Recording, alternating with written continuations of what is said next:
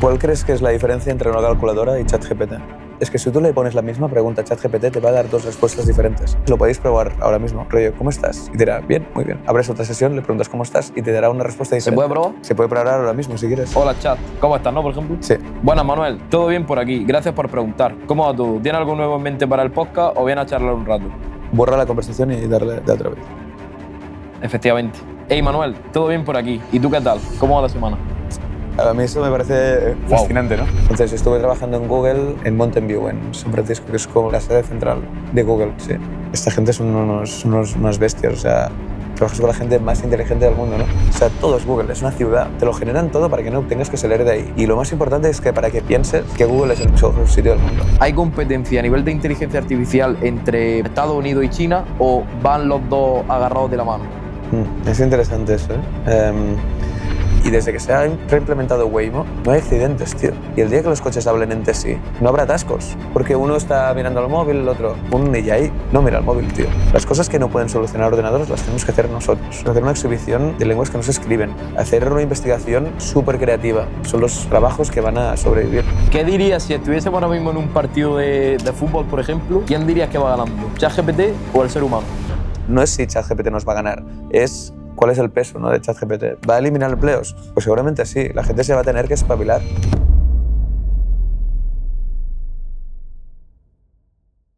Amigos, ¿qué tal estáis? Bienvenidos a un nuevo episodio del podcast del Pico al Micro, temporada número 5. Seguimos en Nueva York, seguimos en Estados Unidos, grabando esta maravillosa temporada, que bueno, ya lo dije en otro episodio, pero están siendo unos días de locura. Vosotros estáis viendo este proceso por semanas, pero es que aquí estamos durante 10 días y está siendo apoteósico, la verdad. O sea, muy guapa la experiencia, increíble, pero Nueva York es una ciudad increíble. Increíble como el tema que vamos a hablar hoy, no sin antes agradecer a todos los patrocinadores o sponsors que están en el podcast ayudando a que esto siga adelantándose en el tiempo, en la rueda del tiempo. Gracias a todos los que estáis viendo el episodio, suscribiros, darle me gusta, no lo olvidéis antes de empezar, porque una vez que nos metamos en la conversación, pues bueno, no está bien que os salgáis y le dais a suscribiros. Aunque podáis hacerlo, tampoco digo que no lo hagáis. Pero bueno, hoy estamos aquí para hablar de un tema que todavía no hemos tocado en el podcast. Personalmente tenía muchísimas ganas, ya que es un mundo totalmente nuevo y diferente. Bueno, nuevo entre comillas, no para algunos como yo, pero ahora vaya a flipar con lo que vaya a escuchar. Y para ello hemos conseguido a un catalán de España que está en Nueva York desde hace muchos años y vamos a hablar con él, mi amigo Ramón. Muchas gracias por invitarme al podcast. ¿Qué tal estás, Ramón? Muy bien, la verdad. Bien, sí. Sí, un poco cansado de todo el día de trabajar, pero bien, la verdad. Sin parar. Sin parar, sí. ¿Qué me dices? Esta ciudad no para. Eso te iba a decir. ¿Qué me dices de esta ciudad, Ramón? Porque esto es una locura. Esto no para, la verdad. Es una ciudad muy interesante. Conoces a gente de todo tipo, hay muchísimas oportunidades, hay muchísimas experiencias también y te ayuda mucho a entenderte un poco a ti mismo, yo creo, a qué quieres hacer, ¿no? Como hay tantas posibilidades, puedes probar tantas cosas que puedes encontrar siempre tu rincón un poco y te ayuda a entenderte un poco más a lo que te gusta, lo que quieres hacer en tu vida, ¿no? Creo que es una ciudad llena de oportunidades, sí. Hablaremos de eso porque, claro, o sea, el tema central es la inteligencia artificial como tal, que te dedicas a ello profesionalmente, pero es que además eres artista, eres DJ y pinchas música electrónica. Total, sí. Desde que tengo como 14 años empecé a comprar vinilos entonces y ha sido una obsesión constante en mi vida, sí. O sea, pinchas vinilo. Pincho un vinilo, sí. Wow. Tengo como más de 1000 y pico vinilos en casa. 1000 y pico. Sí. Yo siempre digo que tengo un problema, no tengo vinilos. Sí. Tiene un problema, ¿no? Vinilo. Total. Pero esto es bien curioso porque, bueno, como sabrás ya, la gente hoy en día ya no pincha en vinilo, la mayoría. Ya no. Sí, pinché en digital. De hecho, siempre he pensado mucho por qué me gusta, ¿no? De hecho, soy una persona como bastante minimalista, no tengo muchas cosas en mi vida, excepto vinilos, la verdad. Y es algo como que lo he pensado y como estoy como tanto con tecnología tan puntera, como que me gusta un poco retroceder al pasado, ¿no? Y hacer cosas que puedes hacer con tus manos. Y cuando veo como CDs y MP3 y cosas de estas, cuando las toco no me siento cómodo, la verdad. Mira que he tenido oportunidades, he pinchado por muchos sitios y siempre me vienen con los CDs y es algo que no me siento nada cómodo. Me gusta como notarlo con la mano, el vinilo, cómo gira, cómo lo toco, ¿no? Con el trabajo ya sí que me pongo un poco más tecnológico, vamos a decir, pero sí. Sí, sí. El vinilo es una parte central en mi aventura musical, diría. ¿Cómo son las fiestas aquí en Nueva York? Pues es interesante, ¿eh? Creo que en Nueva York mira mucho a Europa, la verdad. O sea, creo que es geográficamente, como al estar más cerca, la parte de América que está más cerca a Europa, es como que tiene los ojos muy fijados ahí, ¿no? Claro, porque aquí, por ejemplo, las fiestas son hasta las 2, 4 de la mañana. Ujú. Cosa que en España es impensable. Allí en España se empieza a las 2. Total. Haces el botellón típico, la prefiesta y luego ya a partir de las 2 te arranca. Sí.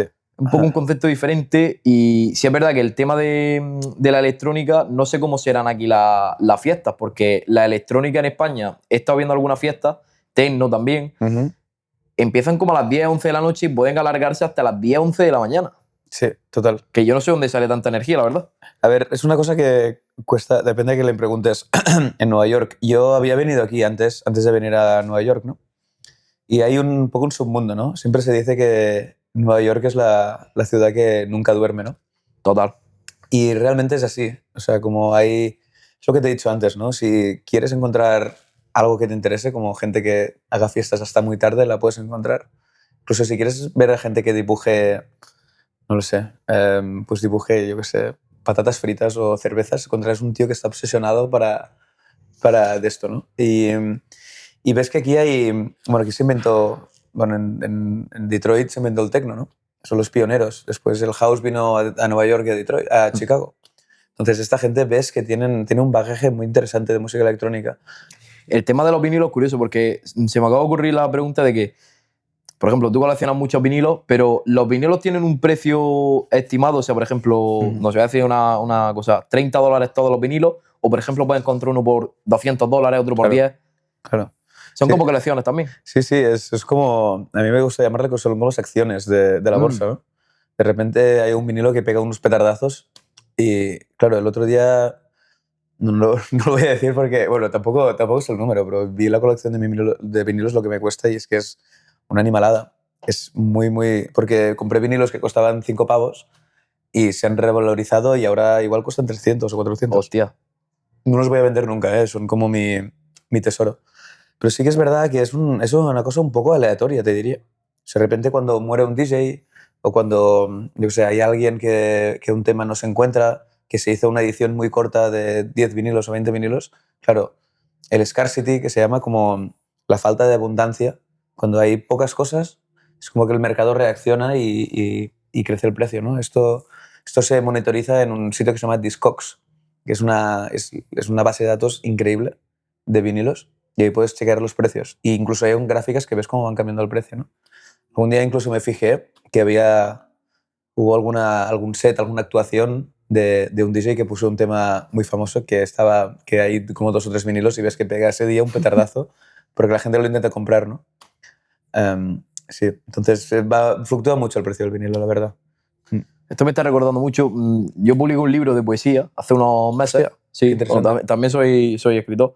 Por cierto, para los que no lo sepáis, también escribo poesía, aunque viene algo en camino ahora, ¿vale? Ya os iré avisando por mis redes sociales. Y te decía esto del libro porque, tío, me pasó una cosa muy curiosa. Yo saqué simplemente X número de ejemplares, creo que fueron entre 500, 600 ejemplares. Hostia. Los vendí y esto lo terminé de vender ahora unos 4 o 5 meses, más o menos. Qué guapo. Hace unas 3 semanas por ahí me escribieron por Instagram un muchacho que quería comprar un ejemplar. Yo pues le dije, mira, que no quedan ejemplares, se vendieron y tal. Y me dice, ¿cuánto valía el libro? Digo, 15 euros. Dice, te doy 100. Brutal. Claro. Me encanta. Eso rompe al final. No es solamente por orgullo propio de, oye, mira, que están ofreciendo más dinero al trabajo, no al arte, digamos, en este caso, sino que es que tienes razón, que es que se revaloriza de una manera increíble Total. cuando a alguien le interesa un producto. Total. Increíble. Es cuando se te pone esa cosa en la cabeza que dices, hostia, lo quiero.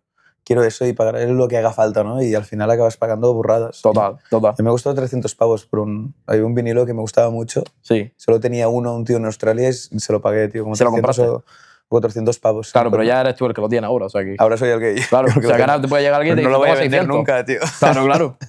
Vamos a entrar si quieres en materia, en inteligencia artificial, Adelante. que es tu fuerte también. Adelante, sí. Y para todo el mundo que haya entrado en este podcast y no sepa lo que es en sí, porque todos podemos tener una idea, igual que la tengo yo ahora mismo, y seguramente esté equivocado sobre lo que es. ¿qué es la inteligencia artificial? Sí, es una pregunta interesante, ¿eh? Porque lo llevo intentando pensar bastante. ¿Cómo lo definirías, no? Me gusta hablar de algoritmos, pero supongo que también es un concepto un poco técnico. Entonces, a mí me da la sensación que son algoritmos, son sistemas que pueden generalizar.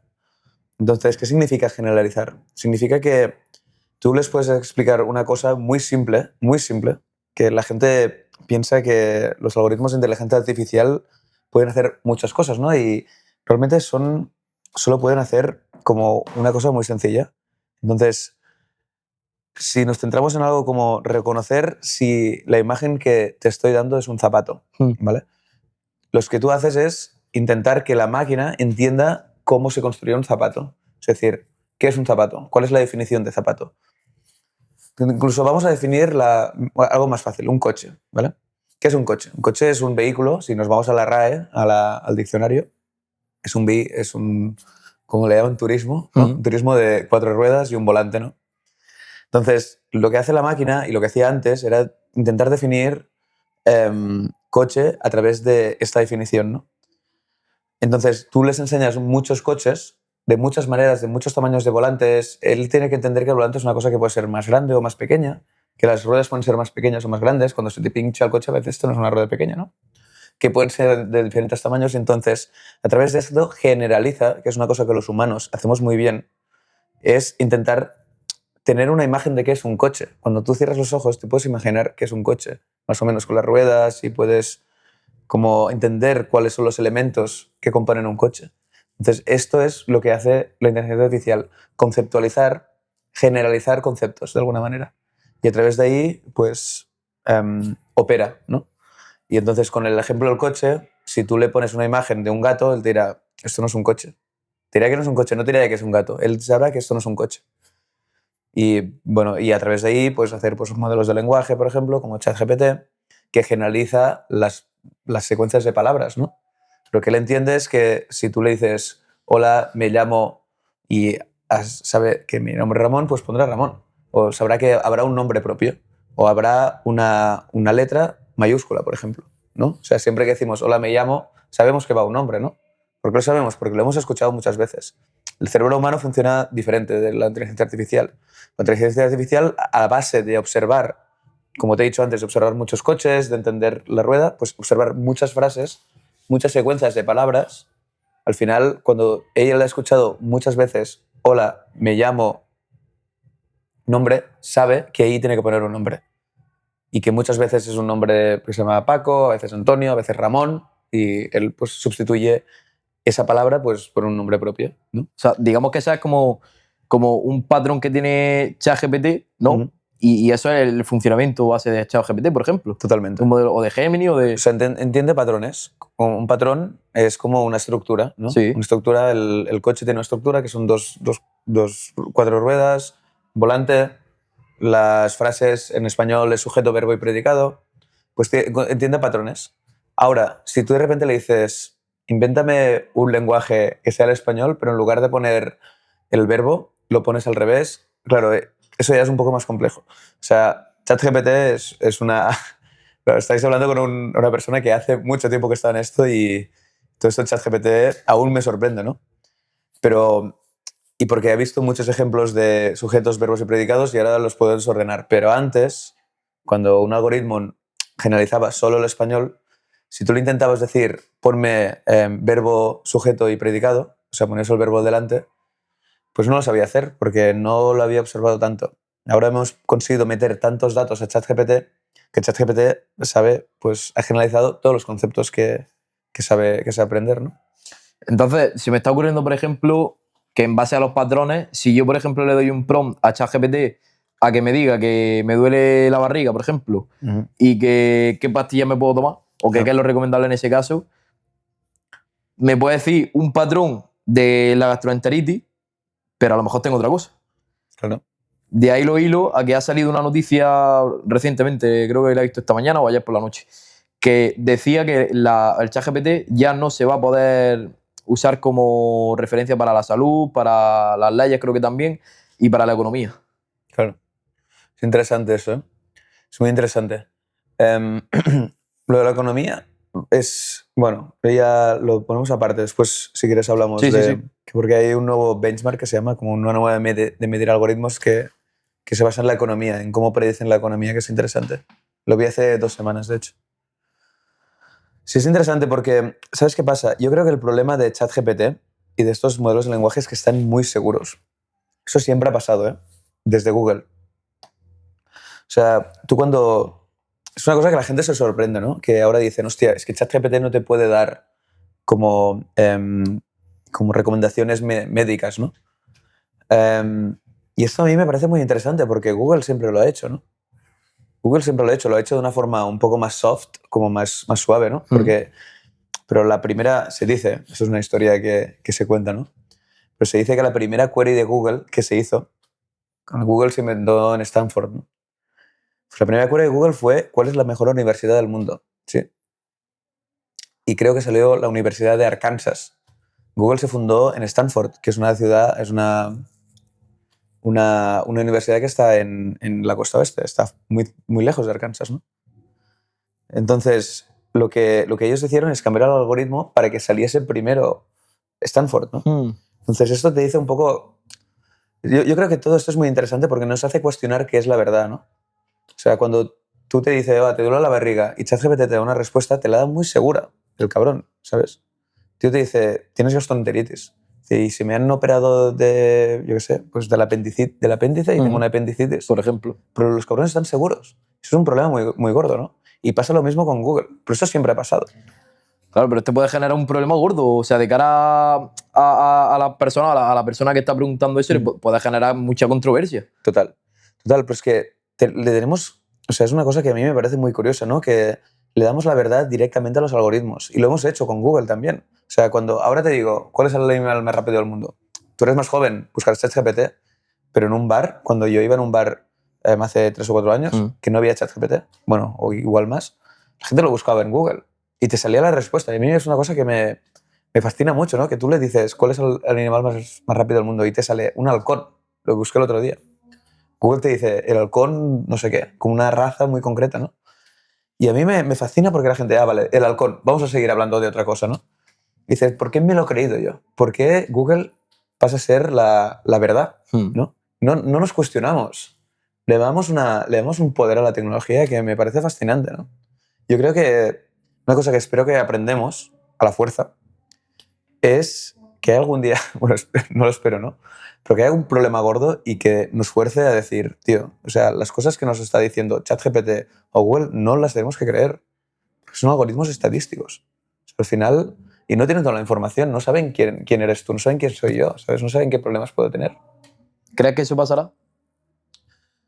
Pues yo creo que no, la verdad. Es que está complicado porque cada vez la cosa va más adelante y nosotros vamos más hacia atrás, da la sensación. Total. O sea, ¿qué opinas de que esto se está hablando mucho también de que, por ejemplo, ChatGPT, que lo estamos hablando, nos está volviendo como más ineptos, más, lo voy a decir así, claro, inútiles? O sea, a la hora de escribir un prompt, tú pones, imagínate, por ejemplo, que yo cojo ChatGPT y le digo, escríbeme 10 preguntas para hablar con un experto sobre inteligencia artificial. Y yo perfectamente podría hacer, o sea, ya no es que me quite un pensamiento crítico, sino que la lógica me la quita por completo. ¿Me entiendes? Y a la hora de yo elaborar, en este caso, la escaleta de este episodio, me puedo limpiar las manos y decir, ya lo tengo, pero realmente no estoy pensando por mí mismo, estoy pensando a través de una máquina. Muy interesante, ¿lo has hecho? No. No, me he apoyado, te tengo que confesar, ya confieso aquí también, que me he apoyado alguna que otra en algún tema que no controla tanto. Pero Claro. un apoyo, nunca le he dicho, dime una escaleta para este podcast, porque me parece, como te digo, me parece que el pensamiento crítico lo mato. Y si algo me gusta del podcast es que puedo darle rienda suelta a la mente. A lo mejor suelto una pregunta que una gilipollez, pero la he sacado yo mismo. ¿Me entiendes? ¿Cuál crees que es la diferencia entre una calculadora y ChatGPT? Entre una calculadora y ChatGPT. Hombre, las respuestas son automáticas los dos. Correcto. Y ¿Qué diferencia hay? emociones no tienen tampoco ninguna de las dos. Correcto. Es una muy buena pregunta. Las dos son tecnologías. Antes había un trabajo que se llama las calculadoras, que eran mujeres. Que, bueno, no eran mujeres, creo que... No sé si eran... No sé... Bueno, es igual, eso no lo pongáis. No sé si eran mujeres o hombres, no me acuerdo. Pero era un trabajo. Hay gente que calculaba, ¿no? Entonces, a mí lo que me parece interesante y que la gente no se fija es que si tú le pones la misma pregunta a ChatGPT, te va a dar dos respuestas diferentes. Si tú le pones una pregunta y se la vuelves a preguntar otra vez, verás que cambia un poco, ¿no? El tema es que el ChatGPT es un algoritmo estadístico. O sea que ahí entra en duda. Hay una cosa rara ahí, ¿no? Claro. Una cosa rara. Hay una cosa que se llama sampling, que básicamente él te puede dar muchas respuestas. Entonces, y ChatGPT va a escoger una, pero la escoge de forma aleatoria. Cada vez que tú preguntas, lo podéis probar ahora mismo. Rollo, ¿cómo estás? Y te dirá, bien, muy bien. Abres otra sesión, le preguntas cómo estás y te dará una respuesta diferente. ¿Se puede probar? Se puede probar ahora mismo, si quieres. Vale, Antonio, ¿me pasa el teléfono? Estaba apuntando el minutal para borrar eso. No hace falta que... No, se ha quedado guay. Sí, no, queda guay. Vale. No me importa, al contrario. Es que creo que es una película, tío. Vamos. ChatGPT. Por aquí está. Venga. Hola, chat. ¿Cómo estás, no, por ejemplo? Sí. ¿Cómo estás? Ahora os lo enseño, no os preocupáis. Vale, lo tengo puesto en modo thinking. Lo voy a dar a omitir y que me responda directamente. Sí. Vale, leo la respuesta, la tenemos por aquí. Buenas, Manuel. ¿Todo bien por aquí? Gracias por preguntar. ¿Cómo va tú? ¿Tienes algo nuevo en mente para el podcast o viene a charlar un rato?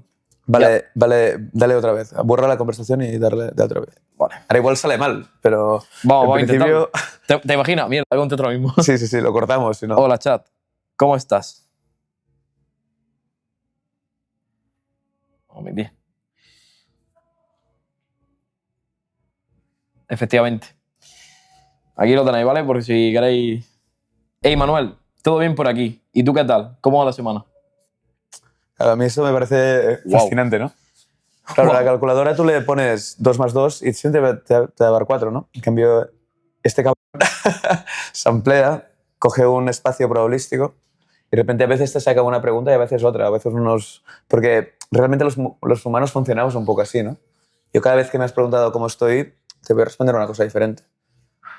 Entonces, a mí esto es algo que me interesa. Entonces, sobre la pregunta de qué va a pasar, hay una historia muy interesante que Lolo, Manuel Ladrón de Cabra, que es el chico con el que empecé a vivir aquí, que es como un hermano para mí.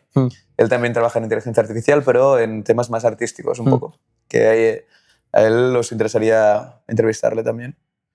Entonces, él siempre me dice, tío, la fotografía fue uno de los inventos más grandes. La gente pensaba que los artistas que pintaban de forma realista se iban a morir.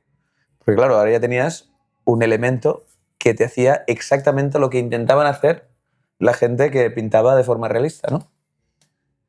Lo bonito de eso es como recurso a eso, como el mercado, de alguna manera, los artistas que querían seguir haciendo arte, hicieron el arte abstracto. Y ahí se lee Rothko, Kandinsky, toda esa gente, ¿no?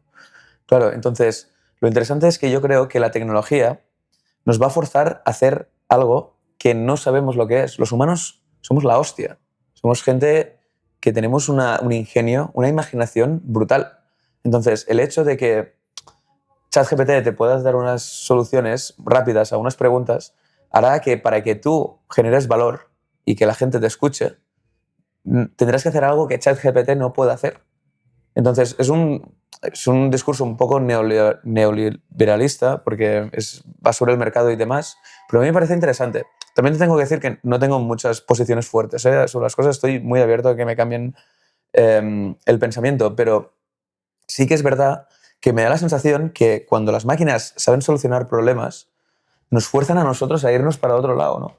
Incluso yo lo estoy haciendo, o sea, como ahora mi trabajo es mucho más fácil. O sea, a mí me ayuda mucho Claude, Gemini, etcétera, a programar. Entonces, lo que hago es dedicarme a pensar más, a pensar estrategias. Ya no estoy picando código tanto rato, estoy pensando estrategias, cómo tengo que ver el futuro de la empresa, cómo tengo incluso música, ¿sabes? O sea, como qué puedo hacer musicalmente que la otra gente no está haciendo, ¿no? O sea, ahora que ChatGPT puede solucionar las cosas, voy a dedicar mi tiempo a hacer unas cosas que además sean diferentes de lo que la gente hace utilizando inteligencia artificial. Y yo creo que van a salir cosas mucho más interesantes. Las entrevistas, si las he hecho a mano, saldrá mucho más interesante que la mayoría de entrevistadores que deben haber utilizado ChatGPT, yo creo. Claro, 100%. ¿Qué dirías si estuviésemos ahora mismo en un partido de fútbol, por ejemplo? Ujú. ¿Quién dirías que va ganando? ¿ChatGPT o el ser humano? Hostia, buena pregunta. Muchas gracias. Buena pregunta, buena pregunta. Es que yo tengo la sensación esta que no están compitiendo. No sé por qué. Me cuesta mucho pensar que O sea, ¿eres del positivismo del ChatGPT en yo este soy caso, no? muy ¿O positivo. de la Sí. inteligencia artificial? De la tecnología en general, sí. O sea, yo creo que, antes lo estamos hablando, ¿no? Que yo creo que toda tecnología tiene problemas. Toda tecnología. Y aunque, o sea, reto a alguien que me diga, por favor, una tecnología que no haya tenido problemas.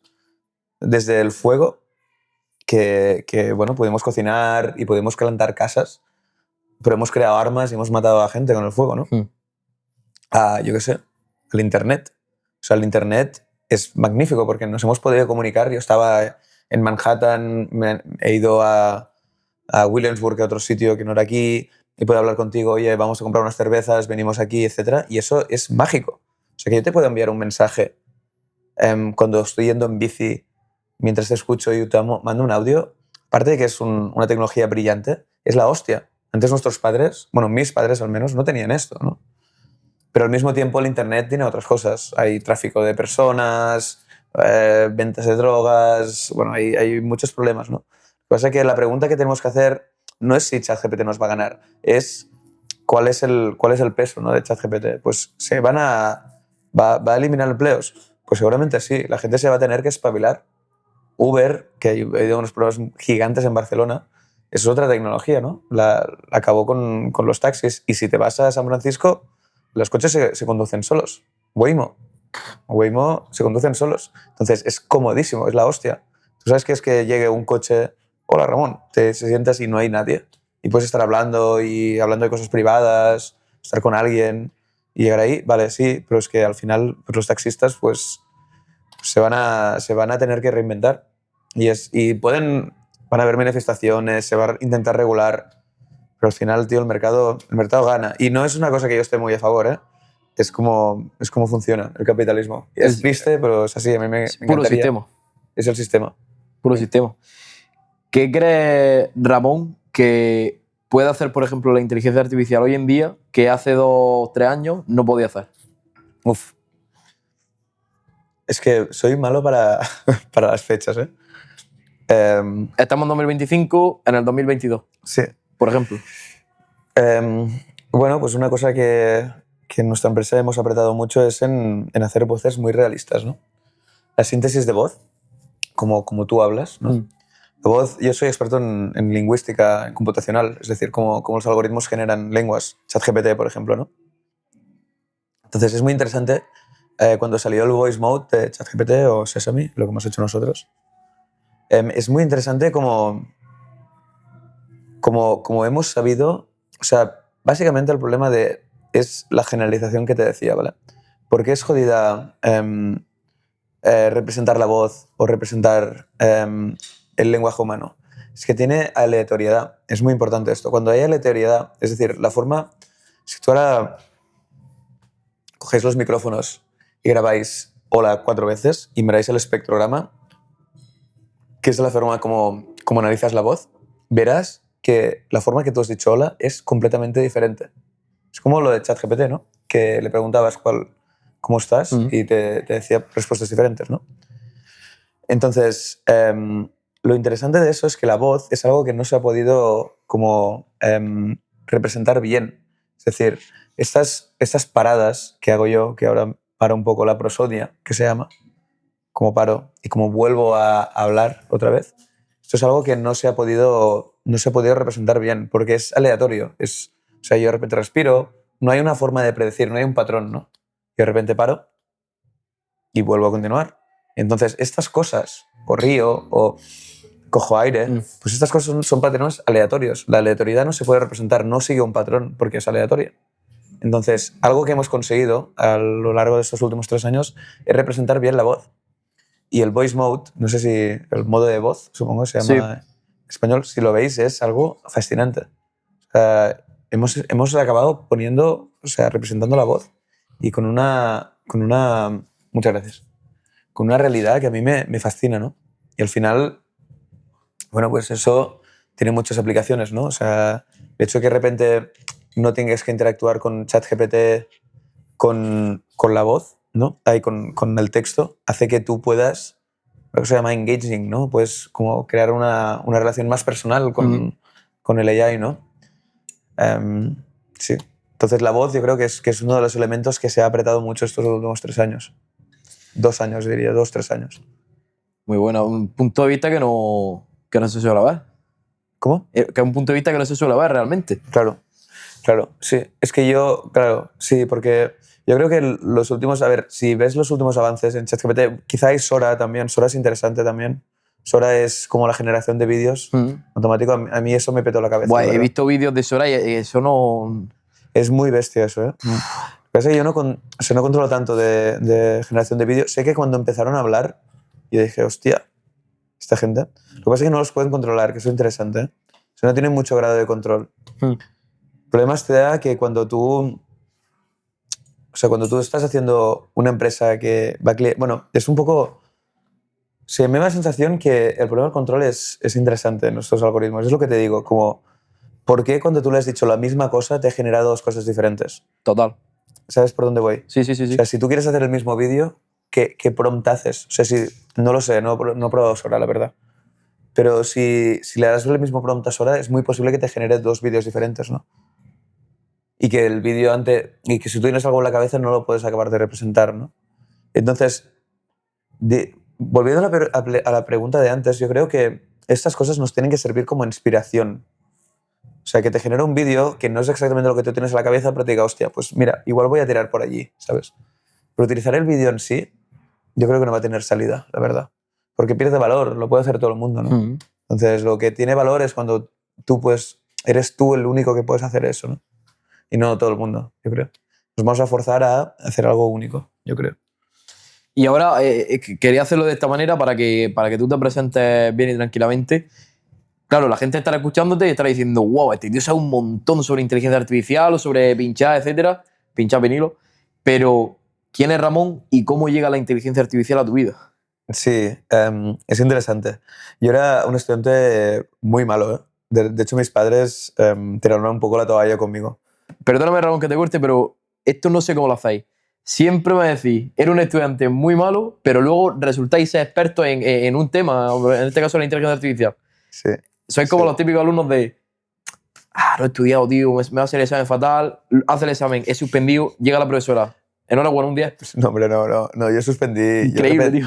Repetí segundo de eso. Sí. Repetí segundo de eso. Era un estudiante muy, muy malo, la verdad. O sea, que creo que el problema está que es que no encontraba el interés, ¿no? Y estaba un poco como buscando. O sea, creo que me he pasado la vida un poco buscando lo que a mí me gustaba. He sido un chaval muy curioso, pero casualmente, pues... O sea, las mates me gustaban mucho, pero las mates y como la tecnología me gustaba mucho, pero era muy malo haciendo todo eso. Muy malo. O sea, suspendía... Hasta que un día yo estaba pinchando mucho en Barcelona, en clubs y demás. De hecho, incluso en algún momento dije, me voy a Berlín a probar suerte. Es que Berlín es ciudad potente para eso, ¿eh? Sí, para la música electrónica mucho. Lo que pasa fue ahí y no me fue bien y me volví para... Es un poco el fracaso un poco que tuve en mi vida. Pero está bien, ¿eh? Está bien, probar cosas es importante. Mira dónde está hoy en día. Sí, la verdad. La verdad es que lo pienso un poco y ha sido un viaje un poco loco. O sea, más que... Yo creo que me da la sensación que estoy haciendo algo que me gusta mucho. Tanto la música como el tema de la tecnología, ¿no? Y yo creo que el triunfo no es como ser reconocido en uno de estos campos, sino es en hacer lo que te gusta y ser feliz, básicamente, ¿no? Entonces yo recuerdo esa época que no era muy feliz. Entonces yo estaba haciendo una carrera que me has dicho que no conocías, que me ha petado un poco la cabeza, que se llama Telecos, Telecomunicaciones. Telecomunicaciones la conozco, pero no Telecos, la palabra Telecos. Vale. Eso será como en el abecedario vuestro, ¿no? Telecos. Telecos era como lo llamas a los 2000. Es un claro, poco, me recuerda algún dibujo animado y digo Telecos, por lo mejor era lo que veía yo. A los teleñecos. Te imaginas, teleñecos, efectivamente. Pero no lo he asumido en ningún momento, pero sí, telecomunicaciones sí sé lo que es. Total. Entonces... Sí, como a segundo de carrera, que ya iba mal la cosa, de repente me di cuenta que las antenas, los algoritmos de transmisión, las bobinas, las resistencias, etc., eran como sintetizadores. Sintetizadores es el instrumento. Tengo la casa petada de sintetizadores, que es lo que utilizo para hacer música, ¿no? que solo utilizo máquinas otra vez, no utilizo el ordenador. Me gusta utilizar máquinas antiguas. Un poco por lo que te he dicho, ¿no? El contraste este de mi trabajo y mi hobby. Entonces, me di cuenta que todas las antenas, toda la tecnología que se utiliza son bobines y condensadores, tío. Y resistencias. Entonces dije, hostia, esto es exactamente lo que utilizo yo para hacer música. Y ahí me obsesioné, porque también para hacer todas esas cosas tienes que tener un poco de grado de obsesividad cuando te gusta algo. Es que meter mucho, ¿no? Y a partir de ahí empecé a tirar, empecé a sacar notas de la hostia, a ser como de los mejores de la clase, no sé qué. Y me llamaron para irme a Estados Unidos, ¿no? De una universidad que se llama Carnegie Mellon. Es como las universidades de tecnología que hay ahora mismo o sea, las pioneras son Stanford, MIT y Carnegie Mellon, ¿no? Y dije, yo no sé qué voy a hacer ahí. Y claro, fui ahí. En España, lo que me pasaba en Barcelona es que no estaba muy bien visto trabajar mucho. O sea, yo recuerdo que me tenía que esconder de mis amigos, ¿no? Me decían, vamos a fiesta. Y yo digo, no, que me encuentro mal. Y me quedaba, estaba haciendo prácticas en una empresa de robótica y me quedaba hasta las 2 de la mañana ahí trabajando. Y cuando alguno se enteraba de eso, me decía, hostia, estás trabajando, y me echaba un poco la bulla, ¿no? Entonces, la bulla es como la bronca.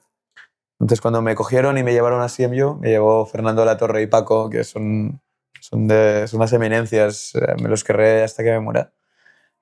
Paco es un chaval de Murcia, que es uno de los mejores ingenieros que he visto en mi vida, poco vasto, que sacaba siempre el látigo, y Fernando es un investigador, Fernando de la Torre es un investigador de la hostia de Carnegie Mellon, y me cogieron para ir a hacer prácticas ahí, como estar unos meses y tal.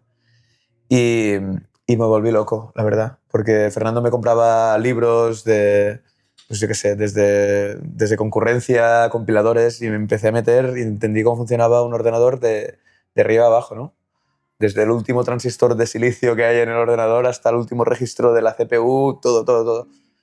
De hecho, me hacía como días de 32 horas, trabajaba 24 horas y dormía 8, una cosa así.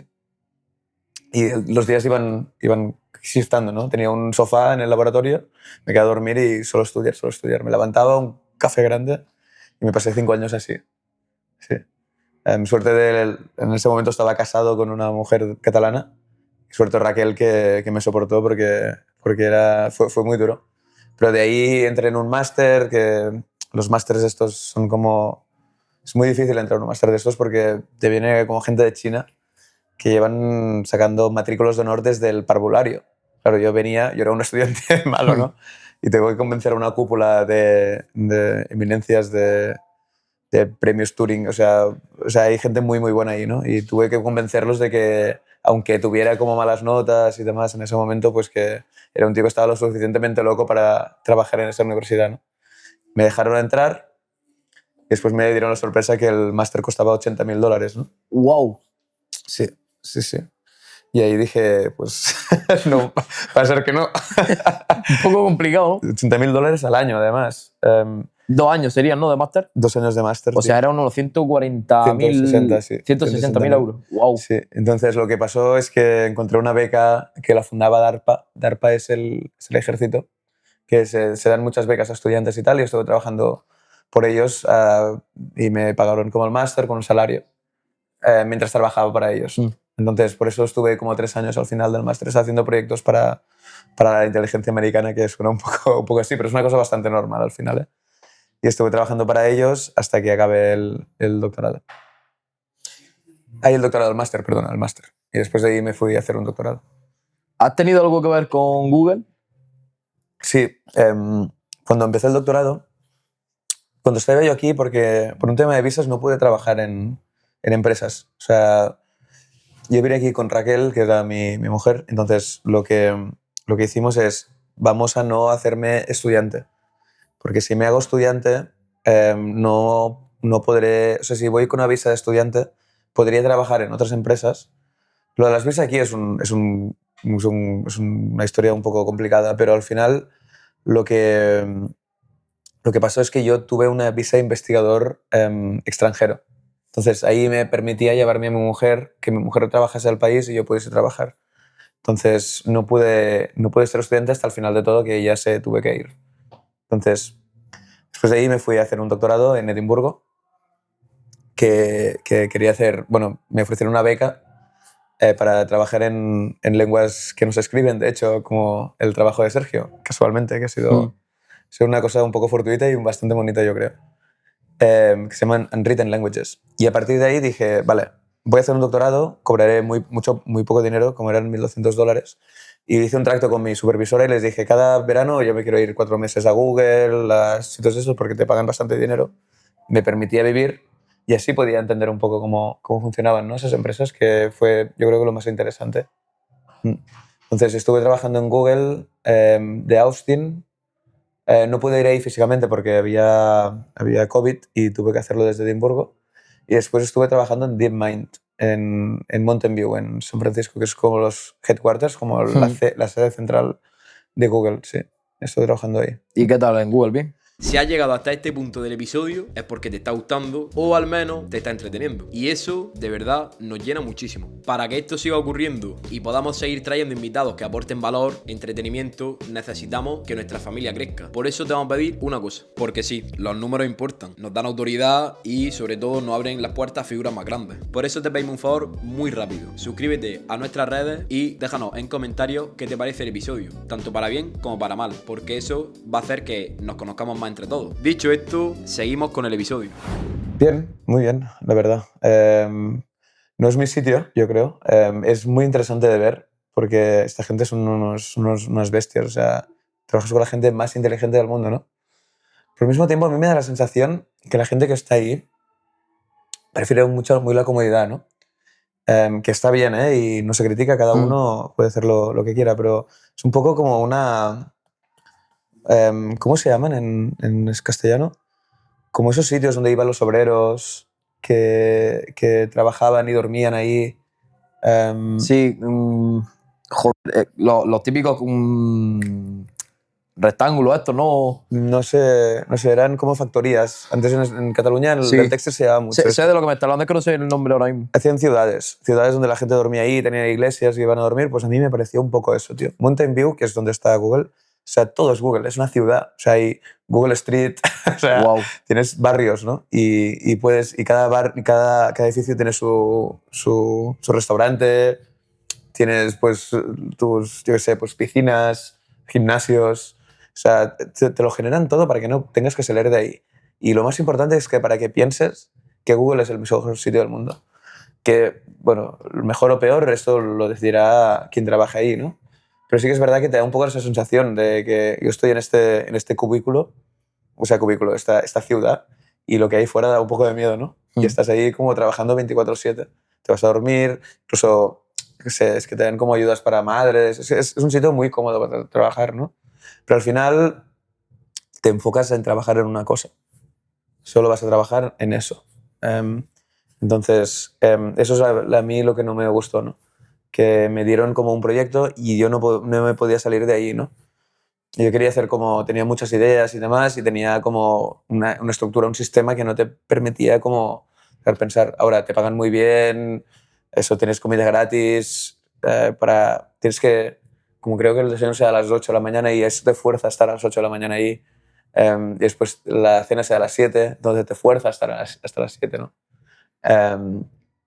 Y dije, hostia, pues esto no es para mí, ¿no? Tengo muchos amigos que están ahí, hice muchísimos amigos y es interesante, pero decidí que un poco hacer una startup y tener un poco más de creatividad me interesaba más. Antes de seguir con la conversación, me gustaría hacer un inciso, ya que estamos grabando en Minimal. De hecho, estamos grabando todos los podcasts aquí en Minimal Tattoo, en Nueva York.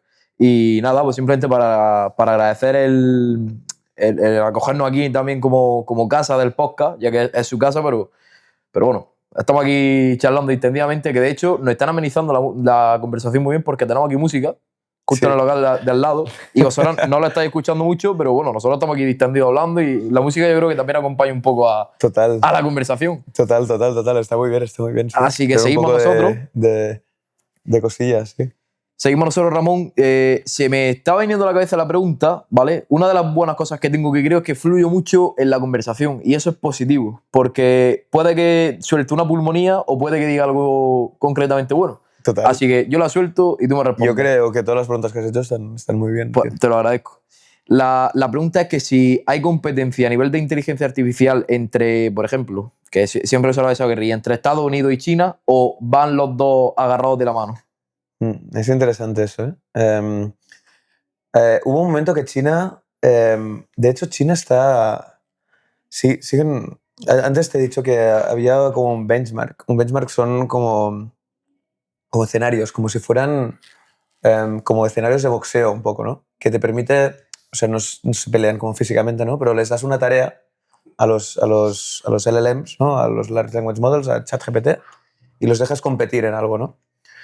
Y hace poco se hizo el mercado, ¿no? En economía. Entonces, tú les dejas apostar a los ChatGPT, les das 1.000 pavos. Creo que eran 1.000 o 10.000 dólares, ¿vale? Y han hecho como... Esto me ha hecho gracia. Pero se dice que el invertir es como una medida, si te va bien invirtiendo, es que es una medida que eres inteligente. Medir la inteligencia es una cosa muy compleja. Yo me he dedicado como, bueno, los últimos 2 o 3 años me dedico a intentar entender qué significa ser inteligente, ¿no? ¿Y Por qué un buen de respuesta trabajo. tiene ahora mismo? Yo creo, a ver, esto es una cosa, esta me la... es No, una no cosa- suelo cortar las preguntas porque me interesa mucho lo que estamos hablando, pero en general me interesa obviamente lo que hablamos, pero Sí, quiero que me responda eso.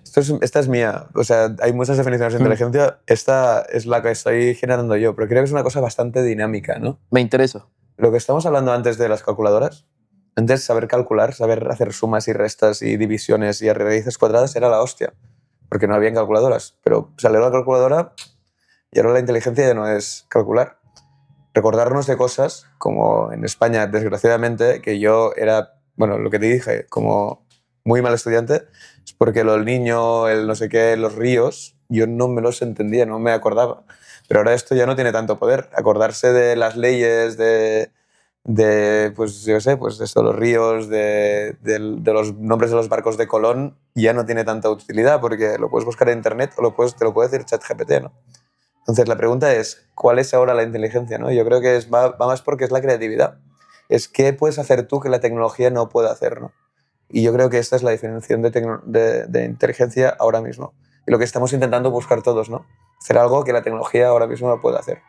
Me gusta esa visión. Si quieres, volvemos a la pregunta. Perdona por haberte cortado para hacerte esa, pero sobre China y Estados Unidos. Vale. Entonces, se hicieron... Es que es una observación que me ha pasado hace 2 semanas, ¿eh? Me hizo mucha gracia. O sea, se le han dado ChatGPT, a Quen, DeepSeek, otro, y no me acuerdo que era más, como Claude o algunas, les han dado 1.000 pavos. Tienes 1.000 pavos. Puedes apostarlos donde quieres del mercado.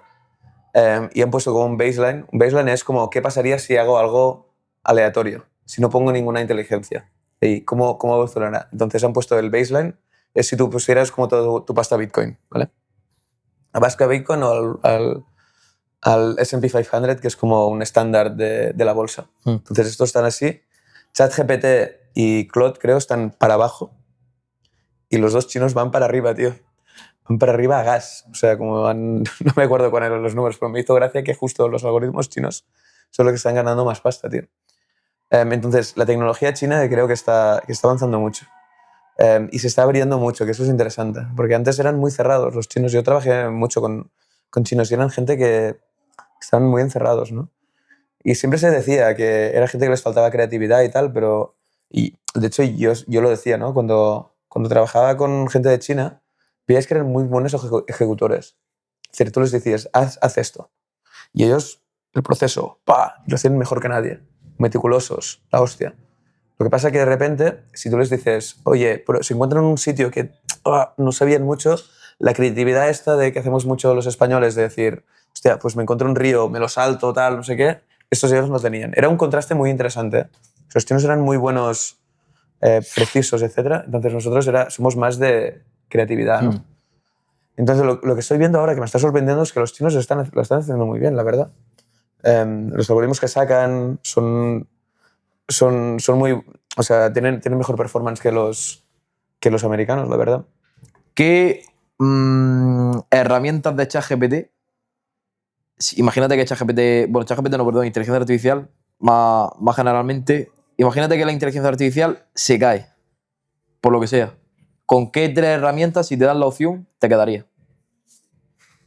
Hostia, interesante. Si no hay ninguna herramienta de inteligencia artificial, ¿con qué me quedaría? Con un ordenador, con internet, yo creo, Internet súper clave. El Internet es la hostia, tío. Internet me flipa. Es como una cosa como incluso muy comunitaria, yo creo, ¿no? Que la gente se pudo conectar entre ellos. Fue un avance muy grande. La computación en general, como Linux, yo creo. Linux fue uno de los grandes inventos de la humanidad, tío. Linux fue la hostia. Como todo lo que vino después, que fue Apple. Apple vino de Linux, Microsoft es algo horrible, que ojalá no hubiese existido, yo creo. Pero Linux fue la hostia. Entonces, y después hay como, pues quizá el teléfono o algo así, ¿no? Porque te permitiría, creo que el teléfono es lo que te permite acceder a Internet. O sea, el teléfono móvil, yo diría, ¿no? Porque de esta manera puedes moverte. Yo creo que lo interesante de la tecnología es que te puedes mover y que te puedes comunicar con gente. Es decir, a mí lo que me fascina más es que cuando vamos a solucionar un problema, yo trabajaba en España y la forma que pensábamos todos era como, es una cosa que me fascina, ¿eh?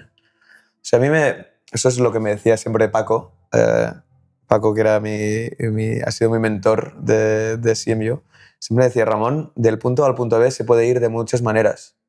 O sea, puedes ir con rayas, puedes ir con sinusoides, puedes hacer una línea recta, ¿no? Y esto es una cosa que me la he llevado siempre. Y el Paco decía, vamos a hacer la línea recta, vamos a hacerlo bien, ¿no? Que la gente puede llegar al punto B, pero hacerlo bien es muy complicado, ¿no? Yo siempre he pensado que la línea recta se hace entendiendo cómo se hacen las otras maneras de llegar. Eso es brutal. Sí, y lo que me da la sensación a mí, que cuando estábamos en España, la gente siempre hacía como el mismo paso, siempre seguías. Que cuando me fui ahí a Estados Unidos, al tener gente de India, de China, de Pakistán, era la hostia. Cada uno A su manera, ¿no? a su manera, claro. Solucionabas el mismo problema, o sea, todos los mismos llegamos del punto A al punto B, pero es diferente. Entonces, coger esto y coger inspiración te permite hacer esta línea recta al final, ¿no? Y ser abierto, tío. Y ser abierto de que la forma que tú tienes, que siempre se puede llegar al punto B y que todas las formas son válidas. Lo que pasa es que tú tienes que encontrar tu forma, ¿no? Y el estar aquí, que antes me lo has preguntado, el estar expuesto a tantas maneras de pensar que al final a veces son contrarias y hay gente que la ves que está loca, o sea, que piensa unas cosas que... Pero intentar como... Eso seguramente tú eres entrevistador, lo haces muy bien. Intentar no juzgar, intentar entender de dónde viene como ese raciocinio, ¿no? De ir al punto A al punto B. Yo creo que a través de estar abierto, de no juzgar, de estar abierto a que las respuestas pueden ser muy diferentes, ahí te da un poco la manera de... Te aproxima a esta línea recta, yo creo, o tu línea, yo diría, ¿no? Y Ramón, imagínate que ahora mismo entra un anciano, una persona mayor, una abuela, un abuelo, entra por la puerta y dice, Ramón, explícame qué es un modelo de lenguaje sin tecnicismo. Vamos, explicado sencillamente. Sí, yo creo que es una enciclopedia con esteroides, ¿no? Se llaman esteroides. Como que le puedes preguntar cualquier cosa. Cualquier cosa y te va a responder porque tienes que ser crítico. Muy importante. Es una persona que no te tienes que... O sea, tienes que intentar juzgarla mucho. Al contrario de las personas que te he dicho antes, yo creo que los algoritmos los tenemos que juzgar mucho y que no tienen la verdad. Es muy importante eso. O sea, yo, antes de explicar la tecnología, les intentaría decir que los algoritmos no son verdades absolutas, que las tienes que criticar. Y ojalá... De hecho, esto te hace ser más inteligente, tío. Criticar y meterte dentro y ser muy, muy crítico. Ir al detalle es lo que te hará crecer. Entonces, yo les diría que es un algoritmo que siempre te va a responder de una forma muy segura, que le puedes preguntar cualquier cosa y siempre te va a responder, pero que tienes que ser muy crítico. Entonces, que siempre pienses que lo que te está diciendo puede ser que esté mal, con muchísima probabilidad. Y aunque él esté seguro y que se lo vuelvas a preguntar, es muy posible que esté mal. Yo he tenido muchas ocasiones que les digo, hazme esto. Y me lo hacen mal. Y yo digo, tío, hazme esto. Y el tío, no, que está bien. Y yo una discusión de rollo, tío, cabrón, que esto no funciona. Me dice, no sé que funciona, te lo digo yo. Yo digo, a ver, lo he compilado y no funciona, ¿sabes? Entonces es muy importante, yo creo que la crítica. Y yo creo que lo que diría a la gente mayor es que lo critique mucho. Que ellos que no están tanto expuestos, o sea, yo creo que los jóvenes ya nos hemos expuesto demasiado como para ser críticos con ello, ¿no? La gente que no está expuesta yo creo que tiene una oportunidad de no creérselo, ¿no? De empezar la aventura de la tecnología sin creértela, ¿no? Y si tuvieses que quedarte con un modelo de lenguaje, ahora que estamos hablando de él, ¿Con cuál te quedarías de entre los tres más fuertes que hay? A ver, yo utilizo mucho Claude, la verdad, y me Claude. va muy bien, pero yo no soy un friki de modelos de lenguaje. Yo tengo muchos amigos que los prueban todos. Te he hablado de Lolo, de Manuel Rodríguez, Manuel Ladrón de Guevara, que él sí que es un tío que está, a mí me fascina. Siempre me dice, tío, ha salido este modelo lenguaje y he probado esto. Es un tío que es muy curioso para la tecnología, ¿no? En cambio, yo no lo soy mucho. Yo sí, lo intento utilizar como una herramienta y no como... O sea, he probado varios y siempre me dicen un poco... Es que el tema es que yo no los utilizo como verdades absolutas, sino me hacen cosas, me lo miro y siempre lo acabo retocando un poco, ¿no? Entonces, me dan un poco esa semilla, un poco de la idea, ¿no? Entonces, como no me dan una respuesta absoluta, no los utilizo. O sea, sé que la semilla importa y tal, ¿eh? Pero no, como lo acabo haciendo yo, al final no he investigado mucho. ¿Qué trabajo, antes estábamos hablando de los taxis, de que ya se conducen los coches solos y etcétera, ¿qué trabajo crees que puede reemplazar la IA y cuáles no? Porque imagino y quiero pensar que algún trabajo todavía se tendrá que hacer físico, como por ejemplo la construcción, etcétera. Pinchar vinilos. Pinchar vinilos. Pinchar vinilos, la IA tardará en hacerlo, ¿no? O sea, las cosas mecánicas. Es que a mí esto me parece interesante, yo creo, siempre lo he pensado, ¿eh? Y de hecho, como me he empezado a entusiasmar por cosas más mecánicas, que esto no viene al caso, ¿no? Pero me he empezado a entusiasmar con cosas más mecánicas porque creo que son las cosas que nos va a costar más de solucionar. Es decir, cosas manuales, como hacer una taza o pintar un cuadro, o hacer cosas que se salgan un poco del estándar, yo creo. O sea, como cosas que sean creativas, como escribir un libro, es hacer un libro que ChatGPT no puede hacer. Y este reto a mí me interesa mucho. Entonces, yo creo que se van a poder... O sea, va a ser muy obvio, pero hacer cosas que la inteligencia artificial no puede hacer. Por ejemplo, conducir. A mí me parece muy interesante que los humanos sigamos conduciendo. Yo sé que hay una... Como hay gente que le gusta calcular, como una calculadora, ¿no? Volvemos a la calculadora. Gente que le gusta hacer sumas y restas, evidentemente. Pero una calculadora es muchísimo mejor que nosotros, es muchísimo más rápida. Deja a la calculadora hacer los cálculos. Conducir. Yo estaba en Pittsburgh, que es donde se fundó los coches autónomos, que es donde está CMU. Me acuerdo que Uber empezó a hacer deployment de esos coches ahí. Y esos coches no tenían accidentes, tío. Y yo decía, eso es la hostia. Y me acuerdo calcular las estadísticas y es como, han habido un 10% de accidentes y un 0% en Uber. Hubo un accidente de una tía que saltó encima de un Uber porque estaba, yo qué sé. O sea, vi un vídeo. Estaba crazy. Igual estaba en crisis, pero fue una cosa muy extrema, ¿eh? Que evidentemente un humano se la come seguro. Y evidentemente el Uber se la comió. Se le dio unos arbustos y paró, me acuerdo. La empujó, mató a la tía. Fue muy desafortunado. Pero al final es como una muerte de que había millones de muertes. O sea, millones no, billones de muertes desde la invención del coche.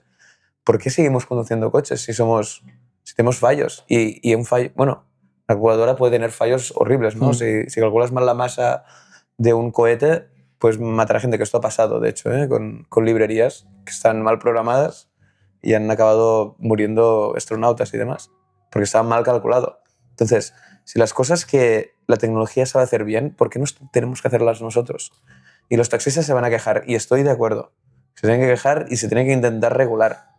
Pero al final, hostia, estamos hablando de vidas humanas, tío, y desde que se ha reimplementado Waymo en San Francisco, no hay accidentes, tío. No hay accidentes. Y el día que los coches hablen entre sí, no habrá atascos. Es que si miras los atascos, es tan absurdo, tan absurdo. Es porque uno está mirando el móvil, el otro... Un AI no mira el móvil, tío. No mira el móvil. Y la cosa irá bien. Entonces, las cosas que no pueden solucionar ordenadores las tenemos que hacer nosotros. Es decir, pues esto, pues hacer una exhibición de lenguas que no se escriben, hacer una investigación súper creativa, que la AI no pueda llegar, que tú le hagas preguntas y la AI no entienda, ¿no? Pues estas son las cosas que nos tenemos que focalizar, yo creo, y que son los trabajos que van a sobrevivir. ¿Y la IA generativa qué crees, Ramón? Porque, claro, está hablando ya de conceptos de arte, por ejemplo. Sí. Uno de los usos que le puedes dar. ¿Crees que tiene algo de esencia o es algo sin alma, vacío? ¿Qué piensas tú cuando ves un vídeo de estos de Sora o algo así? ¿Tú le ves alma a eso? Cuando veo algo de Sora, primero me impacta, o sea, no, primero que no tiene ningún tipo de sentido, se ha visto verdaderas locuras. Segundo, esencia yo creo que se la damos nosotros mismos, Ujú. pero en sí lo que es la máquina, ¿no? Digamos, la tecnología no lo veo. Ujú.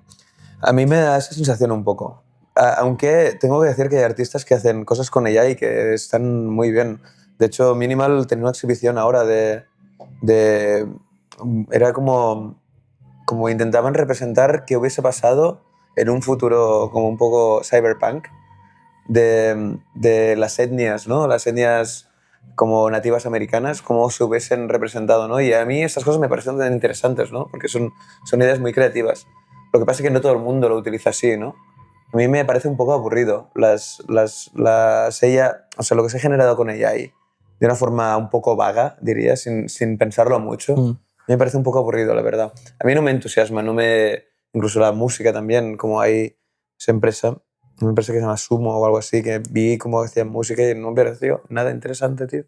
No interesante. Es que de hecho yo creo que creo que será interesante porque la AI va a hacer, es un algoritmo estadístico. Eso significa que va a generar las cosas que más ha visto, los patrones que más se han repetido, ¿no?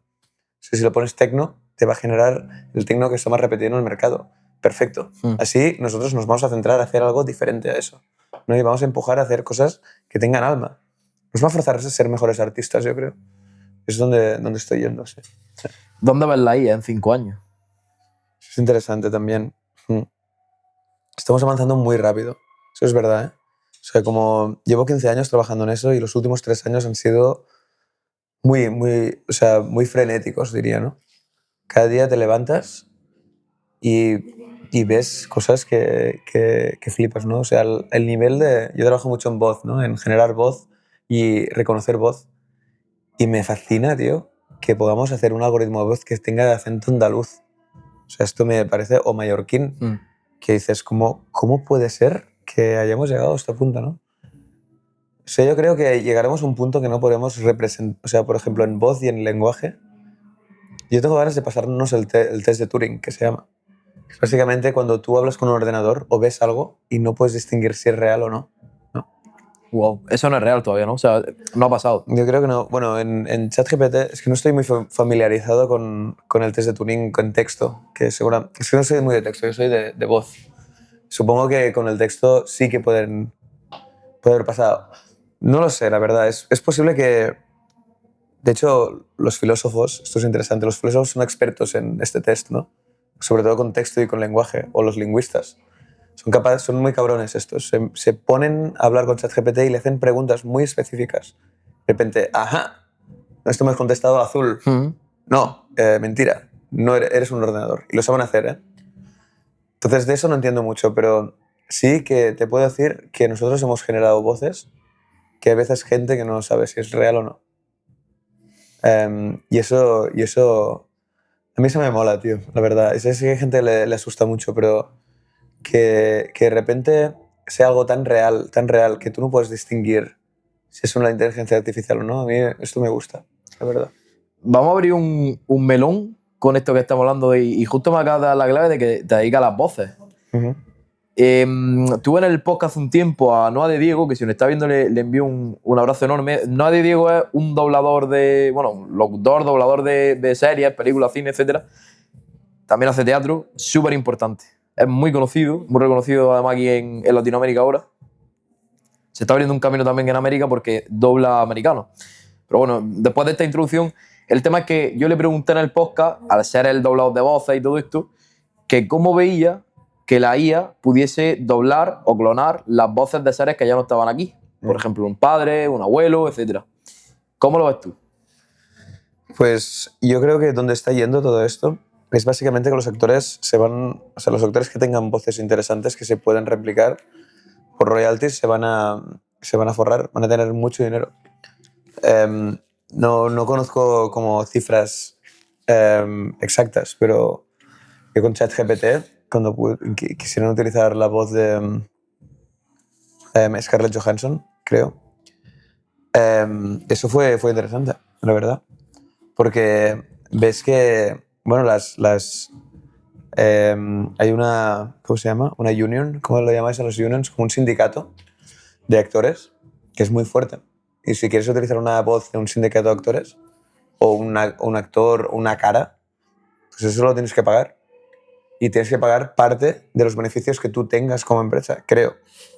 No estoy del todo seguro, pero es muy posible que esto vaya por ahí. Yo creo que lo que va a pasar es que si tú tienes que utilizar la voz de alguien o reemplazar a alguien, bueno, o sea, como Scarlett Johansson denunció a OpenAI porque su voz se parecía mucho.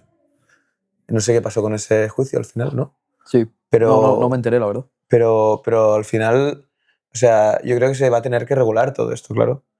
Porque, o sea, la voz es algo muy propio tuyo y eso es lo que te decía antes, ¿no? La tecnología tiene cosas buenas y cosas malas.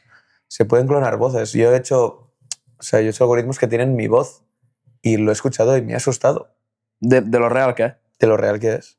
Claro, de repente veo que yo podría como llamar a mi madre y decirle, mamá, envíame 1000 pavos a Qué esta locura. cuenta. Claro, es lo que te digo, que por un lado puedes hacer como voces para gente mayor. Claro, yo cuando estaba en Edimburgo, a mí me gusta mucho hablar con la gente, ¿no? Y en Edimburgo yo me puse... hay mucha soledad en Edimburgo. Yo creo que de ahí también me inspiré bastante. O sea, hay gente que vive muy sola, porque es una ciudad muy oscura. Es bonita también, ¿no? Es muy bonita, Muy es muy bonita. bonita. Muy bonita. estética, ¿no? ¿Eh? Muy estética. Muy estética. Es como muy un rollo estética. gótico, ¿no? Un poco romántico, Sí. gótico, sí, exacto. Pero la gente ahí está muy sola, porque... Bueno, El pues clima no porque acompaña tampoco. no acompaña, la gente está muy deprimida también, claro, el tema del clima, etc. Por la depresión yo creo que viene por el clima. Y me puse a hablar con gente mayor. Me iba a su casa y me sentaba y hablaba con ellos. Y era muy interesante porque, me explicaban cosas muy interesantes que a mí me encantaba. O sea, yo lo hacía más por mí que por ellos. Pero lo que veía es que la gente estaba muy sola, tío. Muy sola. De repente me decían cosas como, rollo, tenía tantas ideas en la cabeza que no las he podido sacar desde hace meses porque no tengo a nadie, ¿no? Voy a comprar, nadie me habla. Entonces, de repente, que venga un tío que yo podría ser una AI porque no me conocen, podría grabar mi voz y ponerlos a hablar con una AI. Y ellos me decían, tío, y yo escuchaba mucho también, porque es verdad que bueno, el tema de escuchar es otro tema, ¿no? Pero cuando escuchas a esta gente que ha estado tan sola, de repente te empiezan a dar ideas. Y es increíble, tío. Es increíble, porque como tienen muchas ideas, muchos pensamientos y de repente los sacan y dicen, ¡guau! Esto lo había pensado, pero nunca lo había verbalizado y me sienta muy bien, ¿no? Y sí, yo creo que esto era es como una buena aplicación de eso. Lo que pasa es que da miedo un poco. Sí. Da miedo o sea, es lo que te he dicho antes, como hay cosas buenas y cosas malas de la tecnología, sí. Me estoy quedando asombrado con esta conversación. O sea, ahora mismo puede parecer que me he quedado sin preguntas y es totalmente lo contrario. O sea, tengo tantos temas. ¿Cuánto tiempo llevo, Antonio? Aprox, es que no tengo el móvil aquí. 1 hora y 10 minutos. 1 hora y 10 minutos. Genial. Podemos seguir tirando, ¿eh? Sí, claro, sin problema. Tengo una pregunta para ti sobre la ley, que antes la he sacado al principio también del podcast, ¿vale? Y, joder, ha tenido que dar la sensación totalmente de que me he quedado en blanco de que ahora que pregunto.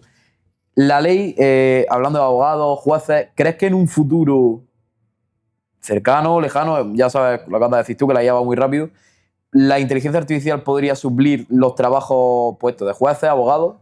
Esto es interesante, ¿eh? Es interesante. No soy un experto en abogacía ni en legislación, lo cual me cuesta un poco responder eso. Lo que pasa es que con tecnología sí que es verdad que, o sea, con ChatGPT a mí me ha solucionado muchas cosas que antes me requerían un abogado. Al menos, o sea, cuando tú quieres un abogado, sobre todo en San Francisco, tienes que pagar mucho dinero. Mucho dinero, la hora.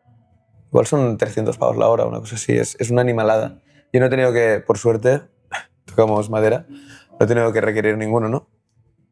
Pero los abogados en San Francisco cobran mucho dinero. Entonces, si tú no necesitas la firma y puedes como informarte un poco antes y tener una conversación con ChatGPT, yo creo que es la hostia esto. Y que esta gente pues al final va a perder... yo creo, claro, hay muchas cosas que... O sea, yo sí que sé que cuando tengo un problema, no tengo ningún problema legal, pero como cuando tenga que hacer algún movimiento donde requiere temas legales, como por ejemplo firmar un contrato de una casa o de una hipoteca o algo así, tengo la seguridad de poderle preguntar cosas a ChatGPT y tener al menos un poco de información antes de irme al abogado, ¿no? Porque claro, si te cobran 300 pavos la hora, las primeras 2 horas son que él te está informando de cosas. Si yo puedo ir allá informado y decirle, fírmame aquí y ya está, incluso con el documento hecho, o de inmigración o cualquier cosa, ¿no? Esas son cosas que yo creo que nos van a ayudar mucho para poder estar más informados y más protegidos, yo creo. Es verdad que los jueces y los abogados, es verdad que puede ser que vayan a perder un poco de poder, ¿no? Entonces, un poco como todo el mundo, se van a tener que reinventar, que me parece interesante eso. O sea, apretar un poco a la gente para que, tío, que despierten un poco, ¿sabes? O sea, yo sé que hay gente que, la respuesta típica que veo y que es verdad, ¿eh? Que hay gente que, pues, quizá no quiere romperse la cabeza, ¿no? Y que lo respeto. Y esta gente tiene que tener cabida en la sociedad y tiene que tenerlo a hacer y se tiene que buscar soluciones para esta gente. Pero a mí lo que me gusta, tío, es que cuando tu trabajo está con peligro, tú de repente los humanos somos la hostia, nos empezamos a buscar. Entonces los jueces que ven que no les van a pagar tanto, pues son gente muy inteligente, tío. Van a encontrar alguna cosa que hacer. Yo cuando voy al Mercadona, en España o aquí, y veo a gente pasando, como una persona pasando como productos y como el ticket, yo pienso, tío, o sea, si quieres hacer esto, perfecto, adelante, no lo voy a criticar. Pero tienes una potencia en la cabeza. Me he pasado haciendo algoritmos 15 años y aún no hemos podido hacer una persona. O sea, el poder que tú tienes en la mente y lo que tú puedes hacer es la hostia, tío, es la hostia. Para que te estés pasando, que lo respeto si es lo que quiere hacer de verdad, pero las cosas que puedes llegar a crear son tan bonitas, tío, tan bonitas que me parece un poco, me da un poco de cosa de ver a una persona como pasando productos, ¿no? Sobre un escáner. Y ahora te pregunto yo, Ramón, para ponerte en jaque mate. Venga, dale. Si el humano ha conseguido llegar al 33% de su capacidad máxima mental, ¿cómo va a conseguir crear una persona con el 100% de capacidad mental? Hostia, interesante eso. No soy neurólogo, aunque estuve a punto de hacer neurología, ¿eh? En algún momento. A mí sí que hay una cosa que me parece como muy interesante, es como que, no quiero parecer aquí como un motivacional, ¿no? Pero sí que es verdad que me da la sensación que la gente no es, o sea, no es, incluso a mí, ¿eh? O sea, como que nos ponemos muchos límites, tío. Muchos límites, yo creo. Yo mismo, o sea, cuando yo era pequeño, a mí los niños se reían de mí y era como, se me decían de todo. O sea, no voy a poner ejemplos para no ser burdo y vulgar, ¿no? Pero Puedes ponerlo sin problema. se me decían desde tonto hasta marico. Y era algo horrible, ¿no? Como, y al final el tonto marico pues ha acabado siendo muy feliz, ¿no? Y haciendo cosas que le llenan una barbaridad. Y es un poco eso, como que al final nos creemos esta historia de la gente que nos dice lo del 30%. No sé estadísticas y no he hecho neurología, aunque again, me hubiese gustado mucho ser neurocientífico. O sea que es muy lento, es una cosa muy lenta. Pero la curiosidad, tío, al final es lo que me ha hecho como despuntar, ¿no? Ser curioso, tío, ser curioso y hacer preguntas es la cosa más bonita del mundo. Porque a partir de ahí vas descubriendo y puedes, o sea, quizá el 30%, no lo sé, es una hipótesis y es una frase que nos la podemos quedar, ¿no? Pero creo que el 30% es un 70% de falta de curiosidad, tío. No lo sé, lo he hecho aquí de una forma un poco poética, ¿no? Sí, sí, pero no te falta ninguna razón. Pero es una forma de descubrir qué quiero hacer yo, ¿no? Y investigar y pasarlo mal, tío. Y decir, hostia, joder, yo ahora, Sergio, que está aquí, que es una persona que admira una barbaridad, hemos estado en un proceso muy juntos de intentar descubrir quién somos y es muy doloroso. Desde los niños pequeños que te dicen que eres tonto y tal, y no sé qué, hasta aquí que la gente no te entiende. Claro, yo voy con él por ahí y nos dicen, estos dos están como una puta cabra. Pero ¿por qué no lo entienden? Y porque necesitas como apretar fuerte para saber qué quieres hacer. Yo creo que esta es la forma de desbloquear un poco todo eso, ¿no? De no creerte en la sociedad. La sociedad va a decir lo que quieran. Si la sociedad, yo animo a la peña que si te dicen que vayas para la derecha, vas a la izquierda. A ver qué hay, aunque sea. Es que el chat GPT te va a decir ves a la derecha. Entonces tenemos que ir para la izquierda. Para intentar empezar a hurgar y a ser curioso y a meterte en detalles que la gente... Y a mí, ahora estamos empezando un proyecto con unos amigos y lo único que veo es la gente me dice que soy como una cabra, ¿no? Un proyecto musical, etcétera, que es un poco arriesgado, es verdad. Pero yo digo, pues vale, pues me la voy a meter, pero voy a aprender, tío, voy a aprender y voy a ser curioso y voy a preguntar y voy a saber muchas cosas, tío. Y aunque acabe palmando económicamente o lo que sea, pues va a ser una aventura muy interesante, tío. Yo creo que esta es la manera de... Yo creo que el 70% este viene de una restricción de la sociedad y de la gente y del lenguaje, un poco, citando a Sergio, creo, ¿no? Al final hay una estructura que nos impide pensar más allá, tío. Y es muy importante... Es muy importante, o sea, no juzgar, pero criticar, tío, criticar y preguntar. Sí, yo creo que viene por ahí. Hostia, me he ido un poco arriba, ¿no? No, Con todo no, esto. no. Me está flipando, en serio, Ramón. Sí, sí, sí. Vale, ahora mismo en este punto del podcast estoy segurísimo que al menos una persona que no esté viendo estará diciendo, vale, yo quiero formarme en inteligencia artificial, o sea, estoy flipando, esto es un universo como es normal, como yo mismo lo voy a hacer un poquito más de lo que ya lo estoy haciendo, porque además creo que tenemos que estar siempre ahí poniendo el pie en algo que se inicie, porque al final, si no pones el pie, te hace la zancadilla. Entonces, adelantarte un poquito. Con esto quiero decir que si yo, por ejemplo, tengo 1.000 euros ahora mismo, vamos a poner un límite económicamente hablando y de tiempo, ¿vale? Si yo tengo 1.000 euros ahora mismo y un mes, tú, por ejemplo, que eres experto en este tema, ¿en qué lo invertirías primero? Vale. Yo en algún momento... no sé si decirlo esto, es un poco, es un poco fuerte, pero yo he estado junto con gente que critica mucho la tecnología. O sea, tuve como parejas que me martirizaban con eso, como la tecnología.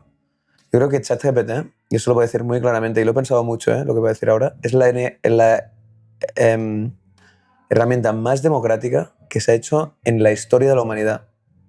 Tú puedes coger un tío de Ghana que no tiene ni agua en de esto y puede tener ChatGPT.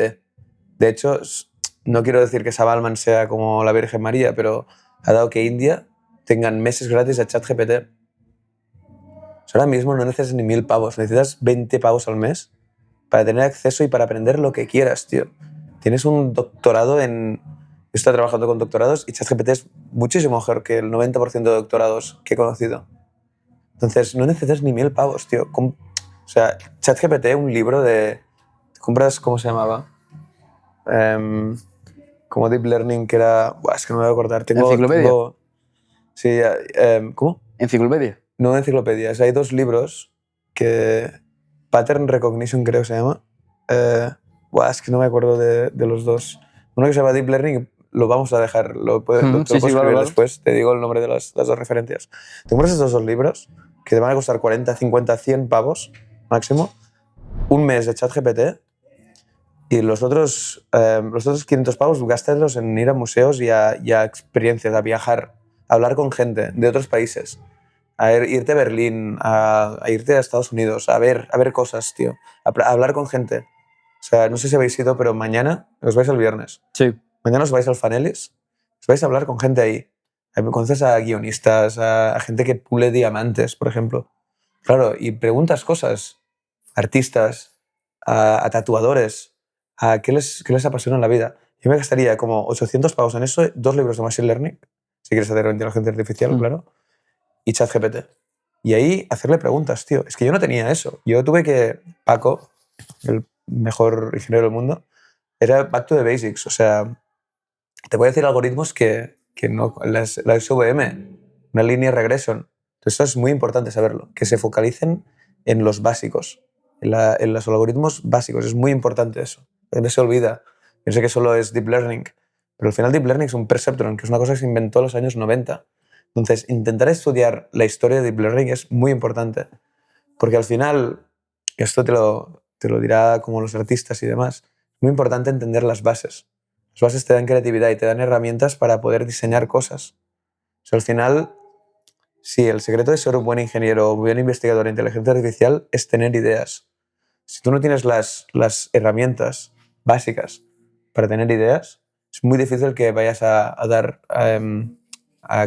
contribuir en algo nuevo, ¿no? Entonces yo le recomendaría un mes de 15 días aprendiendo algoritmos básicos y después cogerse e irse al MIT, a hablar con la gente en el bar, quedarse ahí con... Mira, 500 pavos o 700 pavos es viaje a Boston, te sientes en la cafetería de MIT y hablar con gente. Te Y cojo ahí- el consejo. Pues venga, Te lo ya cojo, está. te lo cojo. Sí, sí, total. Y ya última pregunta, Venga. Ramón, porque me está flipando esta conversación, pero por desgracia tiene que acabar. No hay Aunque no problema. descartamos en el futuro otra, porque también tengo que decir que para ser la rompida de hielo la inteligencia artificial en el podcast por primera vez, a mí personalmente me ha roto las expectativas por completo que tenía. La esperaba bien, pero no tan bien. ¿Ah, sí? Hostia. Así que felicidades porque ha llegado aquí como... No es mi primera entrevista y tal, y lo ha roto. Muy bien, Lo ha muchas roto. gracias. Hostia, Así qué que ilusión, enhorabuena. qué Enhorabuena. ilusión. Así que última pregunta, ¿qué tal te has sentido en el podcast? Un Joder, poco de bro. feedback. Me lo he pasado muy bien, tío, la verdad. Normalmente soy al revés, que pregunto yo mucho y es la primera vez que me he sentido como yo en el foco, la verdad. Y es muy bonito, la verdad, muy bonito y muy extraño. Y también que se vea un poco... Es la primera vez que... Mira que me han pedido hacer entrevistas en universidades y así. Pues siempre son cosas más técnicas y me da un poco de más pereza, pero... Sí, no sé, me ha hecho mucha ilusión, la verdad. Y creo que lo has hilado todo muy bien. Me siento muy cómodo y me lo he pasado muy bien, sí. Pues te lo agradezco mucho. Muy bien. Te lo agradezco. Señor, un Un placer, placer. ¿eh? Placer. Muchas gracias. Estamos en contacto. Sí, sí, total. Nunca mejor dicho. Cuando quieras. ¿Tienes redes sociales o algo? Sí, bueno, es pana BK, que es Brooklyn. Sí. Y ahí encontraréis cosas mías y me podéis preguntar cosas si queréis. Vale, genial. Lo Sí. dejaremos en la descripción. Sí, muy bien. Como mola, Lo dejaremos en la descripción. Gracias. Mola mucho, tío. Total. No, que se puede apañar así. Sí. Pues muchas gracias, Ramón, por venir y Muchas acompañarnos en este gracias. rato Ha tan sido especial. brutal, la verdad, me lo he pasado muy bien. Sí. Muchísimas gracias. Vale. Chicos, a vosotros deciros que os espero que, bueno, este equipo, Antonio y yo, todos los que están detrás de este podcast, os haya gustado mucho esta conversación. Con esta conversación se cierra el ciclo. Vaya que voy a decir la palabra conversación un montón. Con esta conversación, otra vez, va a ser la redundancia, se cierra el ciclo de podcast en Nueva York, ¿vale? Obviamente seguimos nosotros como siempre, pero en Nueva York cerramos los podcasts. Ha sido increíble. Súper agradecido de haber podido estar aquí en Minimal, con Sergio, con Luca, con Ramón, con Yara, con todas las personas que hemos tratado de ver estos días, que han sido 10 días súper intensos, aunque vosotros lo vayáis a ver más continuadamente, pero no sabría describirlo con palabras. O sea, la sensación es increíble porque empieza un proyecto, van pasando muchas cosas buenas, cosas no tan buenas, pero estar aquí es una locura porque al final, como has dicho tú, Ramón, es la ciudad que nunca duerme, y literalmente. O sea, nosotros no hemos dormido nada porque hemos estado soñando despiertos. Sí que me gustaría decir antes de cerrar, y esto lo digo con el corazón en la mano, que no ha sido fácil hoy porque hoy ha fallecido mi perra, con la que llevo desde los 12, 13 años. Me ha pillado aquí en Nueva York trabajando, no voy a ser de otra manera. Y bueno, no me voy a emocionar ni nada de eso, pero sí que me gustaría enviarle un beso. Me gustaría enviar también un mensaje súper importante, y permitidme que me ponga cómodo, porque muchas veces tenemos, y yo era el primero antes de tener un animal en casa, que pensaba que ya no las mascotas, los animales en general no te podían dar una compañía que el humano sí, pero es que es totalmente lo contrario. Cuando tienes un animal en casa, por ejemplo, como ha sido mi caso, siente un cariño diferente. No te habla, te mira y se puede pasar 10 minutos mirándote. Y tú te preguntas, ¿qué estará pensando? ¿Qué pasa por su mente? Pero te acerca, te saca la lengua, se acaricia, se pega. Y ahí entiendes muchas cosas de la sociedad que vivimos hoy en día. Así que nada, no me quiero extender mucho. Bueno, he intentado hacer el episodio lo mejor posible. Espero que se haya quedado bien dentro de lo que es. Como comprenderéis, no es fácil estar aquí. Estoy a no sé cuántos kilómetros de distancia de mi casa, de Almería. Y nada, un beso muy, muy grande para mi Bruna, al cielo, que seguro que estará ya llegando. Y nada, nos vemos en el próximo episodio. Suscribiros, darle like. Gracias a todos los patrocinadores, a todos los que nos veis. Un saludo muy grande del equipo del Pico al Micro. Ramón conmigo. Chao. Adiós, guapos. Muy bien, ¿no? Muy bien, tío. Hostia.